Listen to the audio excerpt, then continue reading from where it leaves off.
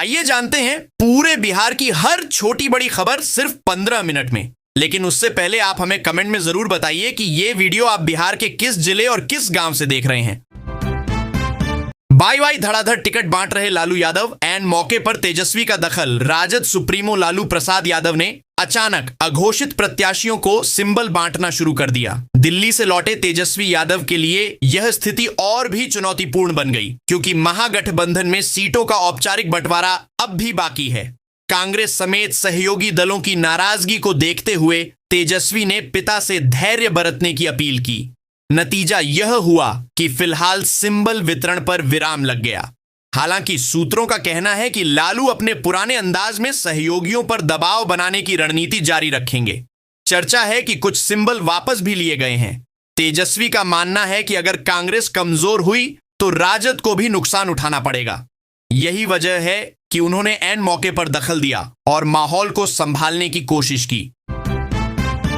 नौकरी के नाम पर दुबई गया युवक जाल में फंसा। शेखपुरा का अमीर खान नौकरी की तलाश में दुबई गया, लेकिन एजेंटों के जाल में फंस गया।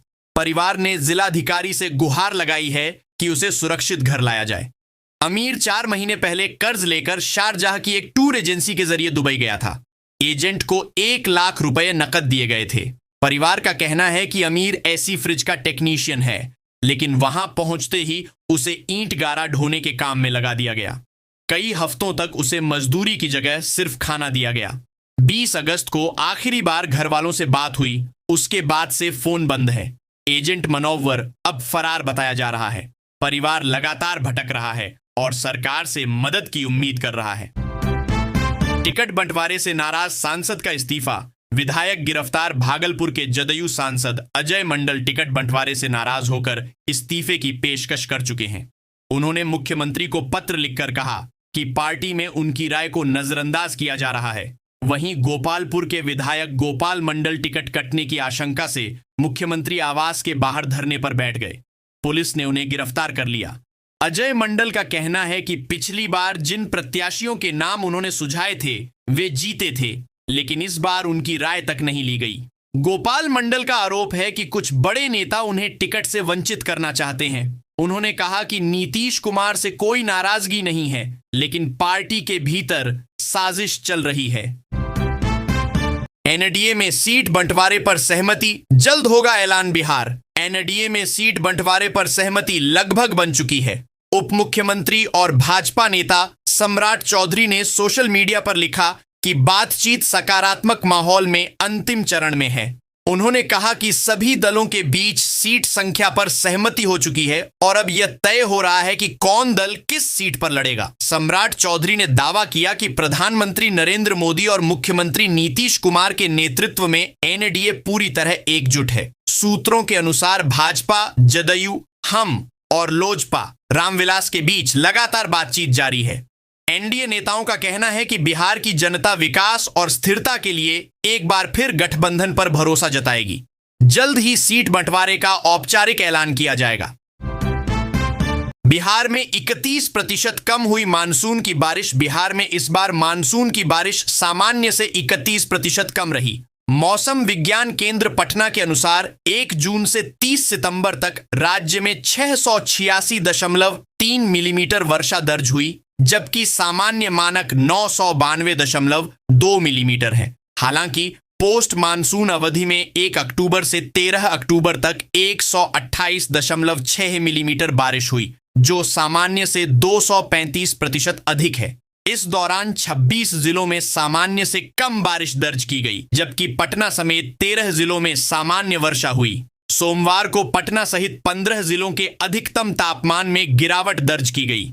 राजधानी और आसपास के इलाकों में सुबह शाम हल्की ठंड का असर रहा, जबकि दिन में तेज धूप से लोग परेशान दिखे। पछुआ हवाओं के कारण मौसम शुष्क बना हुआ है। एनएमसीएच इमरजेंसी में 10 मिनट तक बत्ती गुल। नालंदा मेडिकल कॉलेज अस्पताल की सेंट्रल इमरजेंसी सोमवार दोपहर अचानक अंधेरे में डूब गई। बिजली गुल होते ही मरीजों और स्वास्थ्य कर्मियों में अफरा तफरी मच गई। रास्ते पर बेड और ट्रॉली पर भर्ती मरीज डर से सहम गए। नर्सों ने सुई लगाना रोक दिया और डॉक्टर बिजली का इंतजार करने लगे। इस बीच लोगों ने मोबाइल टॉर्च जलाकर अंधेरे को दूर करने की कोशिश की। करीब 10 मिनट तक मरीजों का इलाज मोबाइल की रोशनी में हुआ। अंततः निजी एजेंसी के जनरेटर ऑपरेटर को फोन करने के बाद बिजली बहाल हुई। दोपहर 12:31 गुल हुई। बिजली 12:40 जनरेटर चालू होने पर लौटी। मरीजों और परिजनों ने बताया कि यह रोज की समस्या है। इमरजेंसी में पीले बल्ब, उमस, गंदगी और सुरक्षा की कमी ने हालात और बिगाड़ दिए। बिहार में अमित शाह का 3 दिन का कैंप। बिहार विधानसभा चुनाव को लेकर एनडीए की तैयारियां तेज हो गई हैं। प्रत्याशियों की औपचारिक घोषणा से पहले नामांकन सभाओं को भव्य बनाने की रणनीति बनाई गई है। केंद्रीय गृह मंत्री अमित शाह 3 दिन बिहार में कैंप करेंगे और नामांकन सभाओं की मॉनिटरिंग करेंगे। वे खुद भी कई जनसभाओं को संबोधित करेंगे। 15 से 18 अक्टूबर तक होने वाली सभाओं में भाजपा शासित राज्यों के मुख्यमंत्री और केंद्र सरकार के मंत्री शामिल होंगे। भाजपा ने 8 और जदयू ने 3 हेलीकॉप्टर का इंतजाम किया है, जिनसे शीर्ष नेता जिलों में जाएंगे। नामांकन प्रक्रिया के लिए 150 वकीलों का पैनल भी बनाया गया है। राजस्थान, मध्य प्रदेश, छत्तीसगढ़, ओडिशा, महाराष्ट्र, गुजरात, असम, उत्तर प्रदेश, उत्तराखंड और हरियाणा के मुख्यमंत्री भी बिहार आकर सभाओं को संबोधित करेंगे। हम के 3 नेता जनसुराज में कुशवाहा को माफी एनडीए में सीट बंटवारे के बाद जीतन राम मांझी की पार्टी हम और उपेंद्र कुशवाहा की रालोमो में असंतोष बढ़ गया है। अपेक्षा से कम सीटें मिलने पर दोनों दलों के नेता कार्यकर्ता नाराज हैं। सबसे ज्यादा परेशानी हम में दिख रही है। बोधगया से लक्ष्मण मांझी, टेकारी से डॉ शशि यादव और मसौड़ी से राजेश्वर मांझी ने जनसुराज का दामन थाम लिया है। जनसुराज ने इन्हें उम्मीदवार भी बना दिया है। इनमें राजेश्वर मांझी हम के SC/ST प्रकोष्ठ के राष्ट्रीय अध्यक्ष थे। मांझी ने 15 सीटों पर दावेदारी की थी, लेकिन महज 1 सीट पर ही जगह बनी। कई नेता अब निर्दलीय चुनाव लड़ने की तैयारी में हैं। राजनीतिक विशेषज्ञ मानते हैं कि मांझी और कुशवाहा दोनों जानते थे कि कम सीटों से नाराजगी बढ़ेगी। दिवाली छठ पर अहमदाबाद से पटना आना मुश्किल। दिवाली और छठ पर घर लौटने वालों की भीड़ ने ट्रेनों में सीटों का संकट खड़ा कर दिया है। अहमदाबाद से पटना आने वाली लगभग सभी ट्रेनें फुल हो चुकी हैं। अजीमाबाद एक्सप्रेस, कामाख्या एक्सप्रेस और गुवाहाटी एक्सप्रेस में कोई सीट उपलब्ध नहीं है। 15 अक्टूबर को अजीमाबाद एक्सप्रेस में स्लीपर में 176 वेटिंग चल रहा है। थर्ड एसी और सेकंड एसी में भी वेटिंग है। 16 अक्टूबर को RJT BJU स्पेशल में थर्ड एसी में वेटिंग है, जबकि सेकंड एसी तत्काल में बुक हो सकता है। 17 अक्टूबर को गुवाहाटी एक्सप्रेस पूरी तरह फुल है। 18 और 19 अक्टूबर को कामाख्या एक्सप्रेस और आदि SHC एक्सप्रेस में भी सीटें नहीं हैं। 20 अक्टूबर को अजीमाबाद एक्सप्रेस फुल है, जबकि आदि SHC एक्सप्रेस में सेकंड एसी वेटिंग में है। चुनावी मैदान में सुशांत सिंह राजपूत की बहन। बिहार की राजनीति में नया मोड़ आया है। माले ने प्रत्याशियों की घोषणा शुरू कर दी है और दीघा से दिवंगत अभिनेता सुशांत सिंह राजपूत की बहन दिव्या गौतम को उम्मीदवार बनाया है। घोषी से रामबली सिंह, तर्रारी से मदन सिंह चंद्रवंशी और आरा से क्यामुद्दीन अंसारी को टिकट मिला है। पालीगंज से संदीप सौरभ और अगियाम से शिव प्रकाश रंजन को प्रत्याशी बनाया गया है। माले महासचिव दीपांकर भट्टाचार्य ने कहा कि पार्टी कम से कम 18 सीटों पर चुनाव लड़ेगी। दूसरी ओर भाकपा ने भी 6 उम्मीदवारों को सिंबल दे दिया है। इनमें तेघड़ा से रामरतन सिंह, बखरी से सूर्यकांत पासवान, बांका से संजय कुमार यादव, बछवाड़ा से अवधेश कुमार राय, झंझारपुर से राम नारायण यादव और हरलाखी से राकेश पांडेय शामिल हैं। भागलपुर में तारों के मकड़ जाल से मिलेगी मुक्ति। भागलपुर शहर में बिजली विभाग ने 33 और 11,000 वोल्ट के तारों को अंडरग्राउंड करने की योजना बनाई है। इस परियोजना के तहत 355 किलोमीटर तार भूमिगत बिछाए जाएंगे। इसमें 178 किलोमीटर 30,000 वोल्ट और 177 किलोमीटर 11,000 वोल्ट तार शामिल हैं। रेलवे क्रॉसिंग और नेशनल हाईवे पर भी तारों को अंडरग्राउंड किया जाएगा। इस योजना पर 301 करोड़ 58 लाख रुपए खर्च होंगे और लक्ष्य है कि 2027 तक इसे पूरा किया जाए। विभाग ने 20 दिन पहले DPR मुख्यालय भेज दी है। राज्य के 9 प्रमंडलीय शहरों में इसी तरह की योजना पर करीब 3,000 करोड़ रुपए खर्च होंगे। पटना में पहले ही मंजूरी मिल चुकी है। भागलपुर में भी मंजूरी की उम्मीद है। तार भूमिगत होने के बाद बिजली खंभे हटेंगे और यातायात व्यवस्था सुधरेगी। बदलते मौसम से बच्चों की बिगड़ी सेहत। मौसम के बदलते मिजाज ने बच्चों की सेहत बिगाड़ दी है। एसकेएमसीएच के शिशु विभाग में सोमवार को 800 बच्चे इलाज के लिए पहुंचे। इनमें 300 से अधिक निमोनिया और सांस की बीमारी से पीड़ित पाए गए। गंभीर हालत में रोजाना 20 से 30 बच्चों को भर्ती किया जा रहा है। डॉक्टरों का कहना है कि दिन में गर्मी और रात में ठंड के साथ प्रदूषण भी बीमारी का बड़ा कारण है। छोटे बच्चों और नवजातों पर इसका असर ज्यादा दिख रहा है। अस्पताल का एनआईसीयू और पीआईसीयू वार्ड हाउसफुल हो गया है। शिवहर, सीतामढ़ी और मोतिहारी से भी मरीज लाए जा रहे हैं। डॉक्टरों ने चेतावनी दी है कि सर्दी खांसी जैसे मामूली लक्षणों की अनदेखी न करें, वरना यह निमोनिया का रूप ले सकता है और जानलेवा साबित हो सकता है। पियर में पुलिस टीम पर हमला, 3 महिला सिपाही घायल। मुजफ्फरपुर के पियर थाना क्षेत्र के करेला गांव में रविवार शाम शराब के धंधे के खिलाफ छापेमारी करने गई पुलिस टीम पर धंधेबाजों ने हमला कर दिया। ईंट पत्थर से हुए हमले में 3 महिला सिपाही घायल हो गईं। किसी तरह पुलिसकर्मी जान बचाकर निकले। सूचना के बाद भारी संख्या में पुलिस पहुंची और 6 आरोपितों को गिरफ्तार कर लिया। थानाध्यक्ष ने बताया कि सुरेश पासवान और उसके सहयोगी देसी शराब बना रहे थे। पुलिस को देखते ही उन्होंने शराब नष्ट कर उसका अवशेष पुलिस पर फेंका और फिर हमला कर दिया। घायल सिपाहियों को इलाज के बाद छुट्टी दे दी गई है। गिरफ्तार आरोपितों में महिलाएं भी शामिल हैं। सोमवार को सभी को कोर्ट में पेश किया गया, जहां से न्यायिक हिरासत में जेल भेज दिया गया। बक्सर से प्रताप सागर तक भीषण जाम। बक्सर में यातायात व्यवस्था चरमराने से सोमवार को प्रताप सागर तक भीषण जाम लग गया। बालू लदे ट्रकों की आवाजाही रोकने का आदेश पहले से लागू है, लेकिन डील मिलने के बाद हालात बिगड़ गए। शाम ढलते ही चौसा और धनसोई से लेकर बक्सर तक ट्रकों की लंबी कतार लग गई। इसका असर सुबह तक दिखा और रेलवे स्टेशन जाने वाले यात्री व स्कूल वाहन फंस गए। पटना बक्सर NH 922 पर दबाव इतना बढ़ा कि एक लेन पूरी तरह जाम रही। छोटे वाहन गलत दिशा में चलने लगे। ट्रक टोल बचाने के लिए शहर से होकर गुजरते हैं, जिससे संकरी सड़कों पर दबाव और बढ़ जाता है। प्रशासन ने व्यवस्था की थी कि ट्रक मलियाबाग या जगदीशपुर से होकर जाएं, लेकिन पालन न होने से समस्या गंभीर बनी हुई है। सरकारी दाम से ऊपर बिक रही खाद। रबी फसल की बुआई शुरू होते ही खाद की किल्लत और कालाबाजारी की शिकायतें बढ़ गई हैं। बलिया बाजार में किसानों से सरकार द्वारा तय मूल्य से अधिक दाम पर DAP, यूरिया और पोटाश बेचे जाने की शिकायत सामने आई है। ताजपुर पंचायत के मुखिया शिवनंदन कुमार ने BAO को आवेदन देकर कार्रवाई की मांग की है। किसानों का कहना है कि उनसे नैनो DAP और अन्य कीटनाशक दवाएं भी जबरन खरीदी जा रही हैं। बाढ़ प्रभावित दियारा इलाके के किसान पहले ही आर्थिक संकट से जूझ रहे हैं और अब महंगी खाद ने उनकी मुश्किलें बढ़ा दी हैं। किसानों ने प्रशासन से मांग की है कि जांच कर निर्धारित दर पर खाद उपलब्ध कराई जाए, ताकि रबी फसल की बुआई प्रभावित न हो और उनकी मेहनत पर पानी न फिरे। बिहार यूपी सीमा पर बढ़ी निगरानी। आगामी विधानसभा चुनाव को देखते हुए बिहार यूपी सीमा पर निगरानी खड़ी कर दी गई है। चुनाव आचार संहिता के पालन और अवैध गतिविधियों पर रोक लगाने के लिए 43 स्टैटिक सर्विलांस टीम तैनात की गई हैं।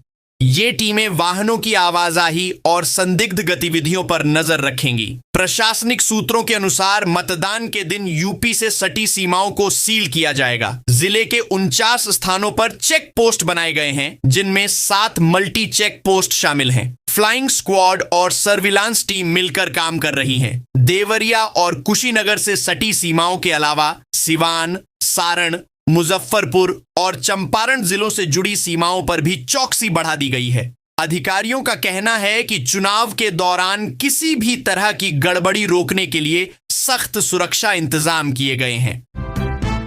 घूस लेते रंगे हाथ पकड़े गए दारोगा। पटना निगरानी विभाग ने खगड़िया जिले के मानसी थाना में पदस्थापित दारोगा रोशन कुमार को 12,000 रुपये घूस लेते रंगे हाथ गिरफ्तार किया है। DSP विंध्याचल प्रसाद के नेतृत्व में टीम ने यह कार्रवाई की।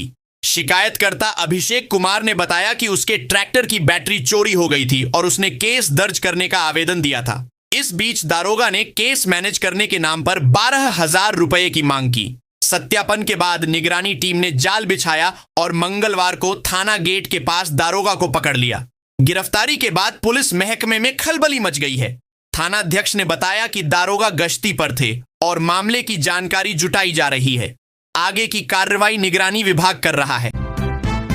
वंदे भारत ट्रेन से 162 किलो गांजा बरामद। कटिहार रेलवे स्टेशन पर खड़ी वंदे भारत एक्सप्रेस से रेल पुलिस ने 162 किलो गांजा बरामद किया है।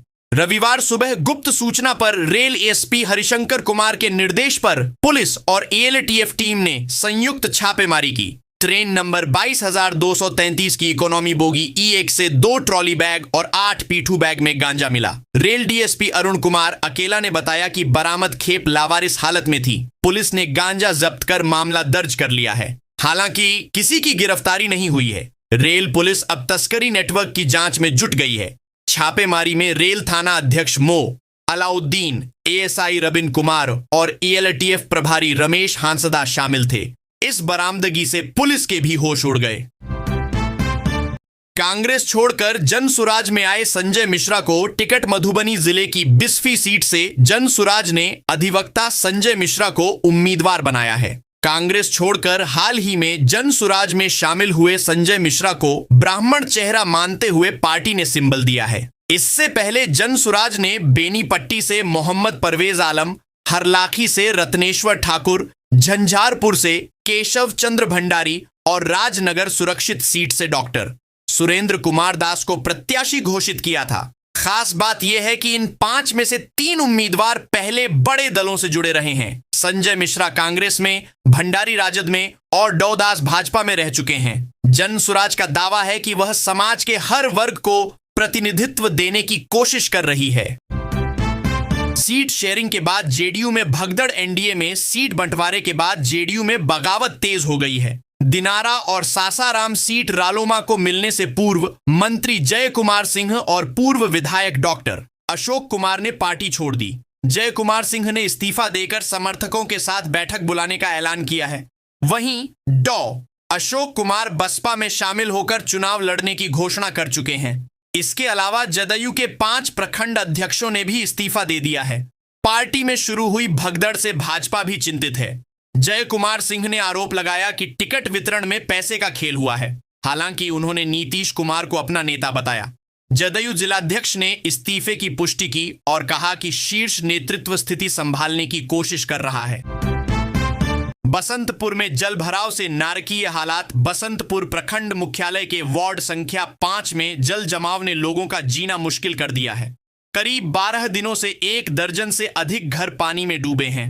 वार्ड सदस्य का घर भी इससे अछूता नहीं है। मोहल्ले के लोग रोजाना पानी के बीच से गुजरने को मजबूर हैं। दुर्गंध और मच्छरों से बीमारियों का खतरा बढ़ गया है। पैरों में खुजली और त्वचा रोग की शिकायतें सामने आ रही हैं।